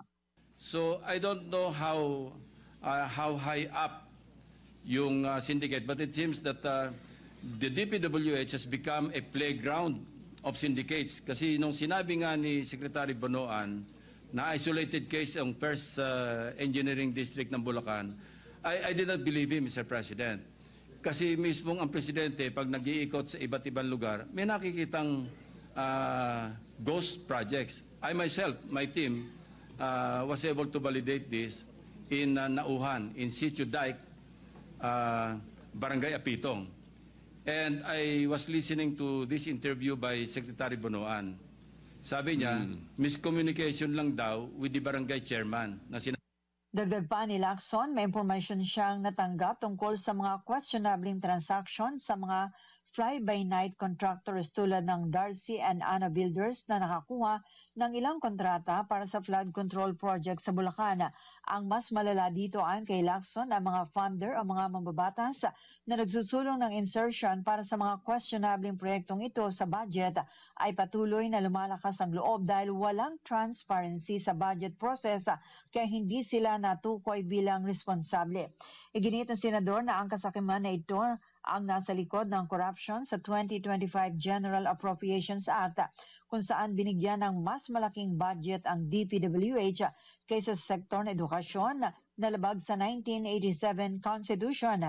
Idinagda pa niya na ang subsidy ng PhilHealth para sa 2025 ay tinanggal din dahil sa ganitong uri ng kasakiman. Ito si Patrol 19 Sally Ortega Bueno para sa impilang metodong lakas sa DWIC. Nagbabalita ng tama, naglilingkod ng tama. Pasada Balita! Samantala, regional at provincial top most wanted person na may patong-patong na kasong rape, arestado sa Bataan. Detalye mula kay Patrol 17, Jopel Peleño. Natimbog ng pinagsanib na pwersa ng Police Regional Office 3 o PRO3 at Police Regional Office 5 o PRO5 ang isang Regional Most Wanted Persons o MWP sa Bicol Region na si Vince Miranda Helvero, 43 anyos, na natiklo sa Barangay Sabang, Morong, Bataan. Itinuturing na top 10 most wanted sa Region 5 at top 3 most wanted sa Camarines Sur si Helvero na may kinakaharap na multiple counts ng statutory rape at rape by sexual intercourse na nakasaad sa Article 266-A in relation to Article 266-B ng inamyendahang Revised Penal Code. Inaresto ang suspect sa bisa ng warrant of arrest at walang inirekomendang piyansa. Pinuri naman ni PRO3 Director Police Brigadier General Ponce Rogelio Peñones Jr. ang matagumpay na joint operation at binigyan din ang commitment ng PNP na mabigyan ng hustisya ang mga biktima ng anumang uri ng panluloko, pang-aabuso at krimen. Ito si Patrol 17 Chopel Peleño. Para sa himpilang may todo lakas, DWIZ. Nagbabalita ng tama, naglilingkod ng tama. Kapag may bagong balita, naka-on air, agad-agad, DWIZ Patrol Report! Samantala, naghigpit na ang Philippine Coast Guard sa kanilang vetting process para sa mga papasok na miyembro ng PCG Auxiliary. Ito'y matapos maaresto at madelist sa PCGA ang Chinese businessman na si Joseph C. na nagpanggap na Pilipino na tinawag ding Alice Guo 2.0 ni Senador Riza Ontiveros. Inamin ng PCG sa pagdinig ng Senate Committee on National Defense and Security na hindi pa ganoon kahigpit ang kanilang patakaran para sa pagtanggap ng mga PCGA members simula 2018.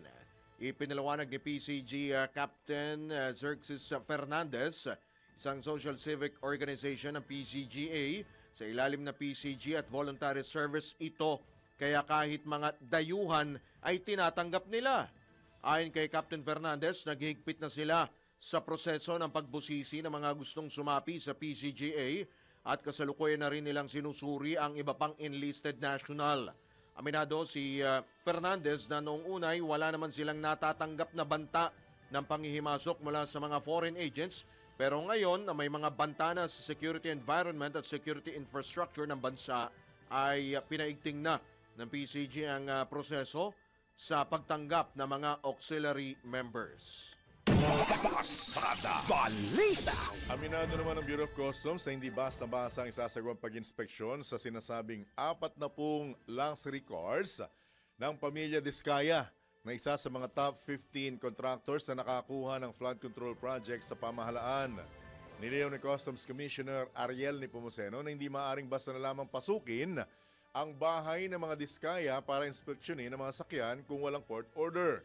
Gayunman, maaaring masilip ang mga naturang bihikulo kung sa warehouse naman nakaparada ang mga ito. Paliwanag pa ni Commissioner Nepomuceno na isasagawa ang inspeksyon upang matiyak na nagbayad ng tamang buwis ang pamilya Diskaya sa pag-import ng mga luxury vehicles.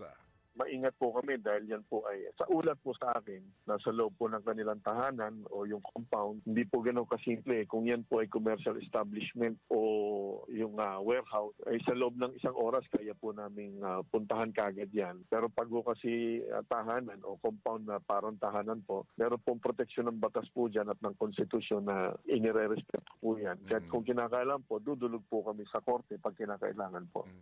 Yan po ang tinig ni Customs Commissioner Ariel Nepomuceno sa panayam ng DWIZ. Pasada Balita! Suportado naman ni League of City Mayors of the Philippines National President at San Juan City Mayor Francis Zamora ang direktiba ni Pangulong Ferdinand Marcos Jr. na dapat munang konsultahin ang mga local government units sa mga proyektong isinasagawa ng Department of Public Works and Highways.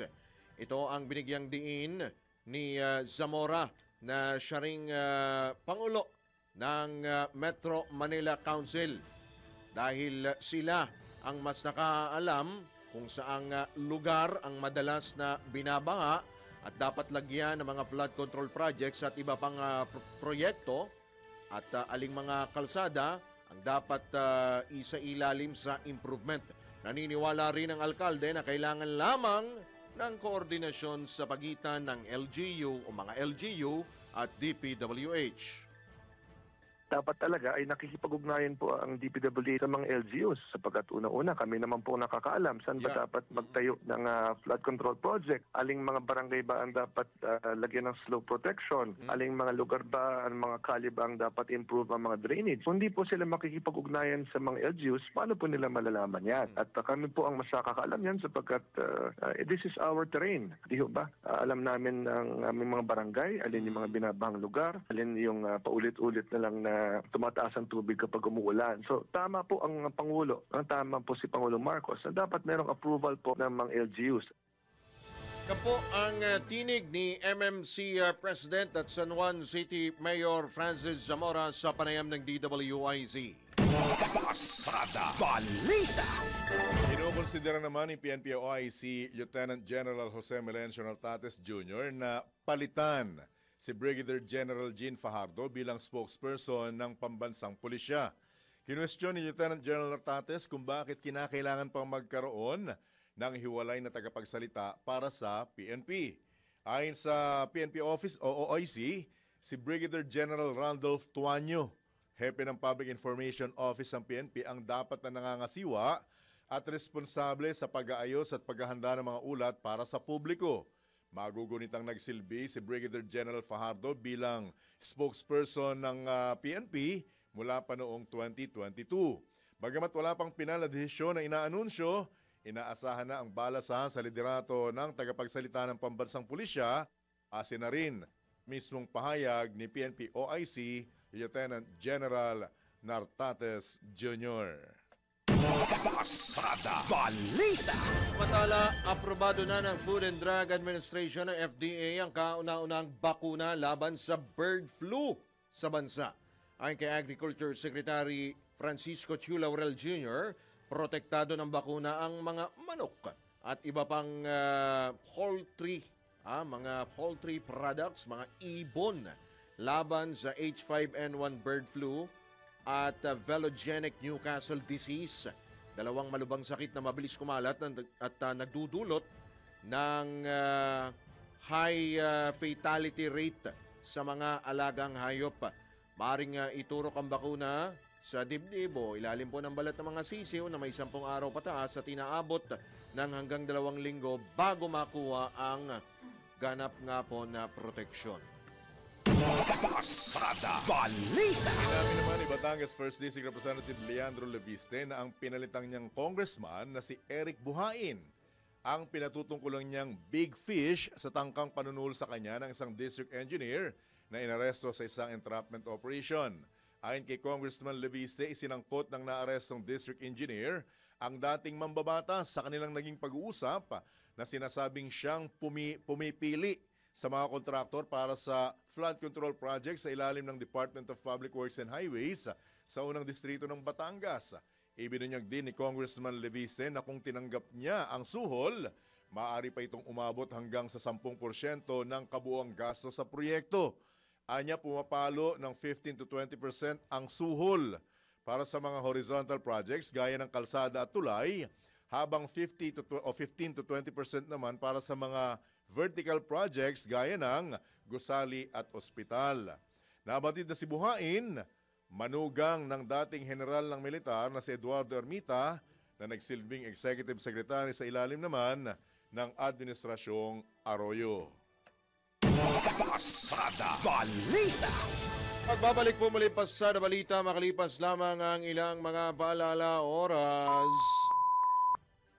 Dr. Winer Condino. Obi, 15 minuto bago sumapit po ang ganap na alas 8. posibleng na politika kaya't sinibak si PNP Chief General Nicolas Torre III.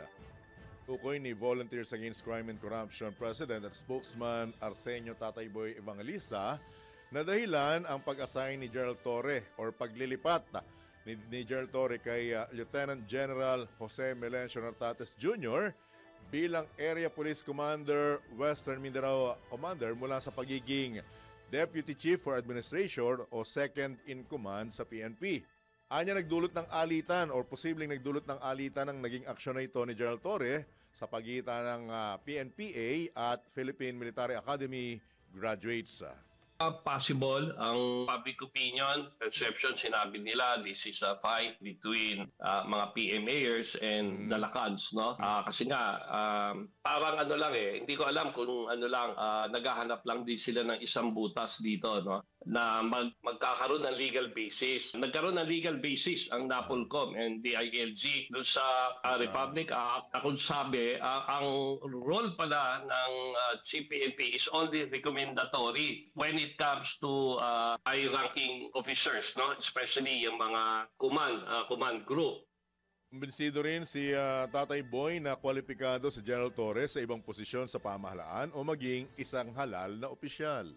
Honestly, he could be a good material for a senator. Ano siya, articulate, yung academic records niya will show. At makita mo naman, lovable siya na media because yung mga soundbites niya, saka makikita mo yung wisdom is there. And he could be good material even for President nga nakikita ko sa social media Pero easily, I think for senator, he could be a good material.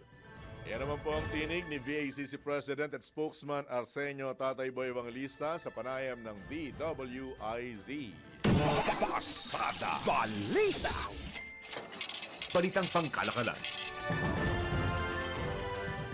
Wala pang budget at plano ang Department of Trade and Industry upang saklolohan ng mga negosyong maapektuhan o posibleng maapektuhan ng ipinataw na mas mataas na taripa na 19% ng Estados Unidos sa mga export o mga ine-export ng Pilipinas.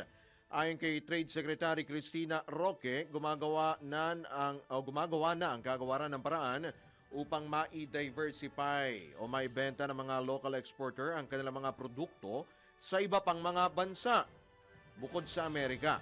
Itinagdag pa ng kalihim na nakikipag-negosasyon na rin ang pamahalaan hinggil sa exportation ng Filipino goods sa maliban sa Amerika, kaya't mas mainam anyang magbenta muna ang mga local producers sa loob ng Pilipinas.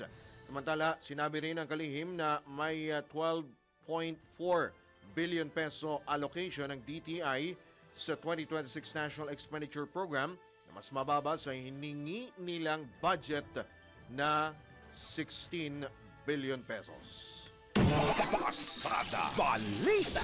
Mga balitang dapat alam mo kahit sa labas ng bansa. DWIZ. Balita sa ibang bansa. Lungkot na balita dahil 2 bata, edad 8 at 10 ang namatay sa pamamaril sa isang Catholic school sa Minneapolis, Minnesota, Amerika. Hindi naman baba sa 17 ang sugatan sa naturang pamamaril at ilan sa mga ito ang iniulat na agaw buhay. Ayon sa mga otoridad, nagpaputok ang gunman habang nagsisimba ang mga estudyante naturang lungsod sa unang linggo pa lamang ng kanilang klase.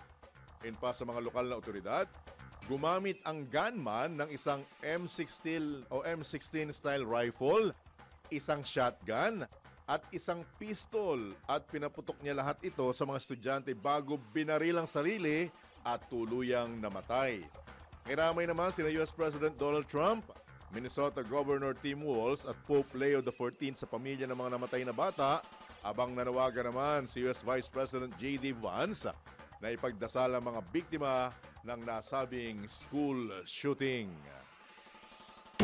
Pasada Balita sa mundo ng palakasan. Ang latest malalaman sa DWIZ Sports News.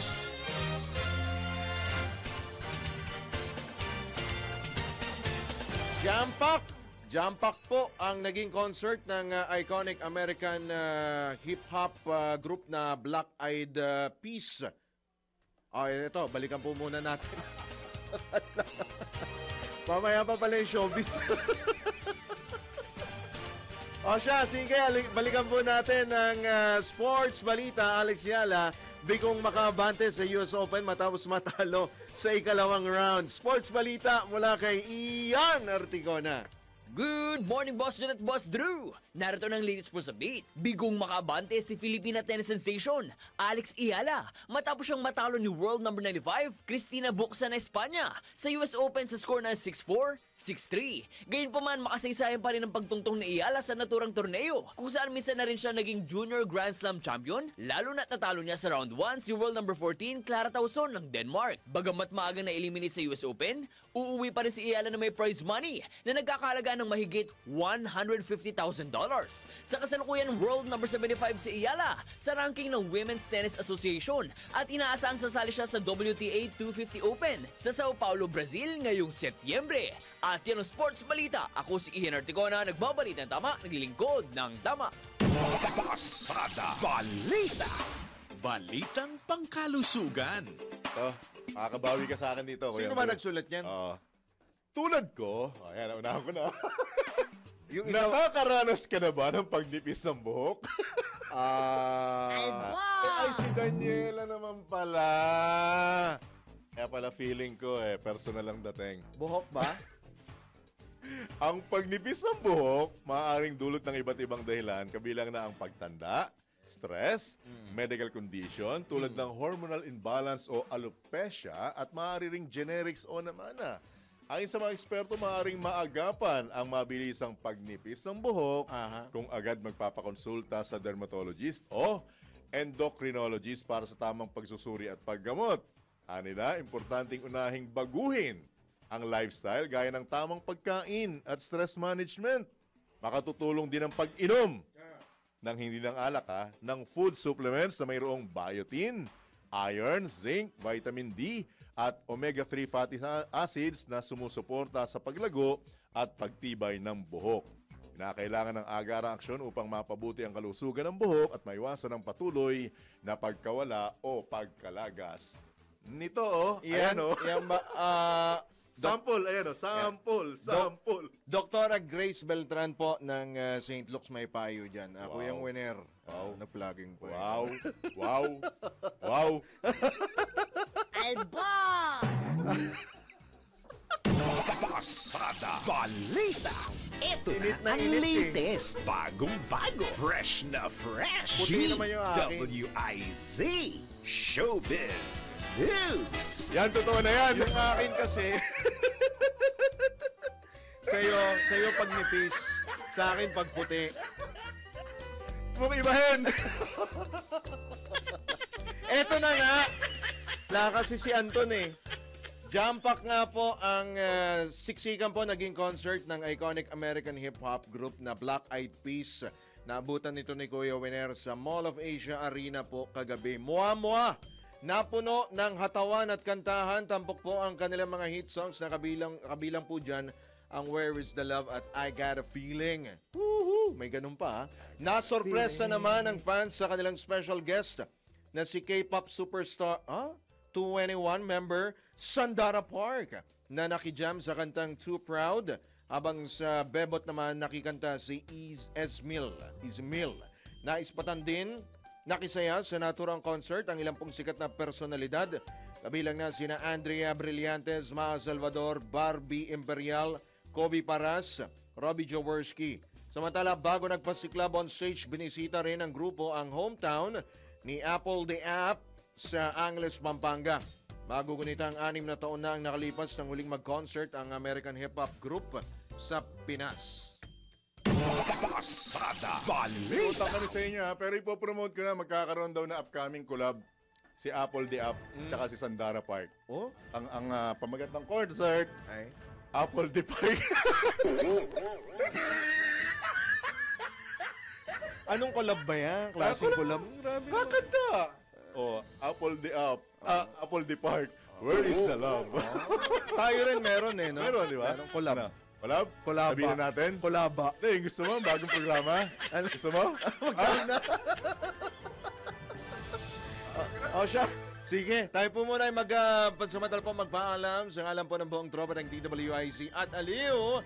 Channel 23 kami po ang inyong mga naging tagapaghatid balita. Drew Nasino. Johnny Banyes. Nagbabalita po ng tama. Naglilingkod ng tama. Standby lamang. Susunod na. Nandiyan na po sila. Walang iba. Karambola! Oras po natin. Ay, ingay. Eksakto yung punto. Alas 8 na ng morning. Happy weekend! Ang mga balita, dudublehin ang pasada. Ang mga kontrobersyal, mga viral, mga trending na mga tao. Dalawang mas matinding papasadahan. Mga pangyayaring